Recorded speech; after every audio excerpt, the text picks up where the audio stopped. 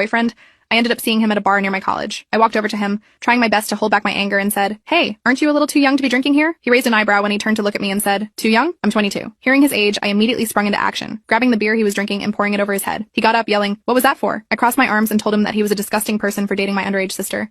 His face scrunched up like he was disgusted by what I said, and he replied that the person he was dating was 18. He pulled out his phone and opened up their chat on Tinder. He scrolled all the way up to their first messages where she confirmed twice that she was 18. I stared at him, feeling dumbfounded, and he apologized, saying that he seriously had no idea because she looked like she was 18, and that she even had a learners on her that showed she was 18. I frowned, disappointed in my sister. I told him to break up and block her before I left the bar. When I got home, I woke my parents up and told them what had just happened. They went into my sister's room, shook her awake, and made her show them her Tinder account. She cried while they screamed at the top of their lungs every time they saw her send scandalous texts and pictures to strangers. She cried, begging for her phone back and apologizing, saying that she hadn't actually done anything bad yet. My dad slammed her phone onto the floor over and over to break it, saying that she wasn't allowed to have a phone until she actually turned 18. Additionally, since she wanted to grow old so fast, my parents started treating her like an adult, making her get a part-time, pay for her own phone, food and clothes, and even pay rent for her room. At first, she didn't take things seriously since in the past, our parents would still treat her kindly even when she made terrible choices. But things were different this time. By the end of the month, my parents laid out a bill in front of her, totaling up how much her share was. It was obviously a lot cheaper than what I typically hand over, but my sister had nothing to give, so they made her clean the entire house an entire weekend until it was spotless to compensate. The following month, she focused more on saving, budgeting, and working hard at her part-time. She cried a few times, saying that because of the job,